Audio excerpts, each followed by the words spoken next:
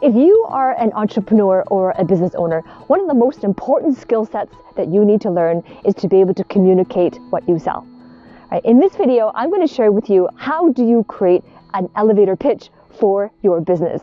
Come walk with me, play with me on this playground. And by the way, if you like playgrounds, remember to subscribe to my channel. Just hit that bell below this video so then you are subscribed and you'll be notified every time I upload a new video. And if you don't like playgrounds, just subscribe anyway, because I always have great content and I look forward to chatting with you every time I release a new video. An elevator pitch is just a short description of what you do in like 30 to 45 seconds. And by the way, an elevator pitch also applies when you are in other situations, not just in entrepreneurship. You can apply when you are pitching yourself, when you are introducing yourself to key individuals or stakeholders. And also, if you want to land that job, if you're in a job interview, then the elevator pitch is important. But for the purpose of this video, I'm going to focus on the startup, the entrepreneur, or the business environment. So why bother? Why do you need an elevator pitch anyway? Well, you need an elevator pitch for three key reasons. The first one is that you want to be able to land large clients, right? To land the clients, your right fit clients, especially if you are in B2B, that's business to business markets. Because these business clients, they don't have a whole lot of time to sit and listen to an hour-long pitch, a 30-minute pitch, or a 45-minute pitch. They don't have a lot of time. And so you got to capture their attention right from the get-go. And when you capture their attention with the elevator pitch, that is when you earn the privilege for them to hear you more. Right? So that is why, the first reason why it's important. The second reason is that sometimes as a business owner, you want to reach out to investors. Right? Investors sometimes can kickstart your business, give you the capital, the funding necessary to do what you need to do to grow and to scale. So an elevator pitch is really important for attracting and communicating with investors to pique their interest in what you do. And the third reason is simply because you want to be prepared anytime anyone asks you, so what do you do? And that is a very common question in a social setting, in a professional setting, and sometimes when you're just meeting someone new. You never know, you could be one handshake away from a key client, a key stakeholder, or a collaborator.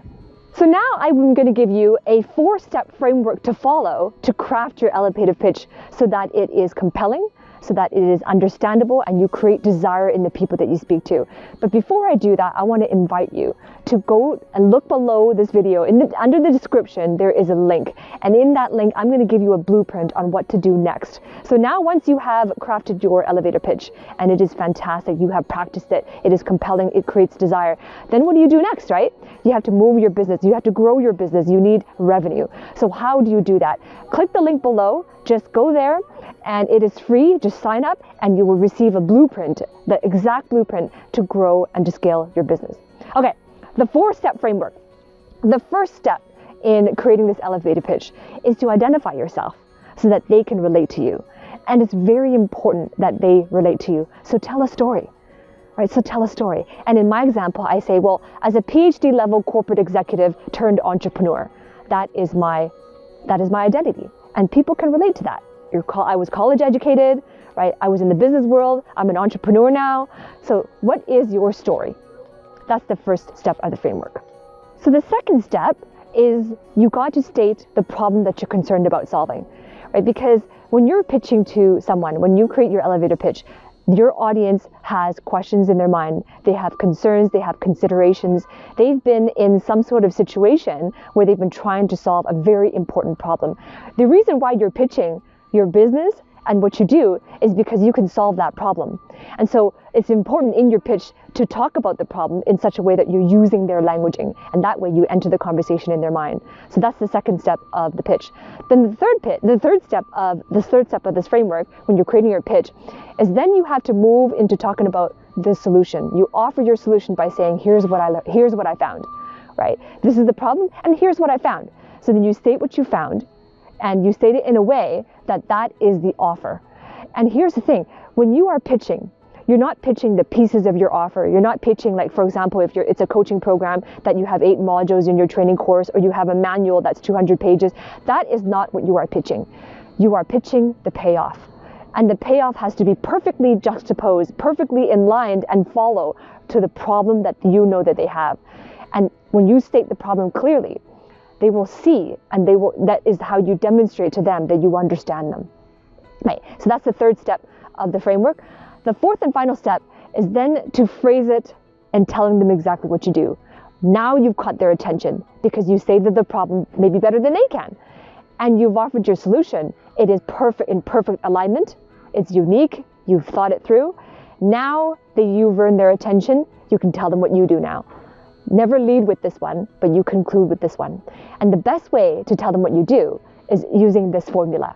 It's by saying, I help, or I teach, or I show, right?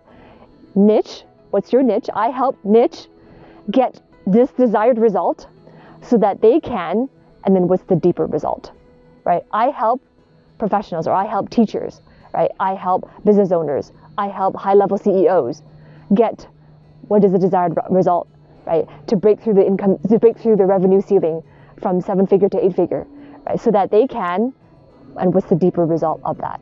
That is the best way to teach, to show them. And now, after you've earned their attention, you've earned their respect, you've earned their attention now, then is your time to show them and to share them exactly what you do. So now, as a bonus, I'm going to share with you the exact elevator pitch that I used in my business when I first got started. When I first got started, I was offering career coaches to high executive and career professionals. And here's what it sounds like. You can model and deploy it and implement it right away.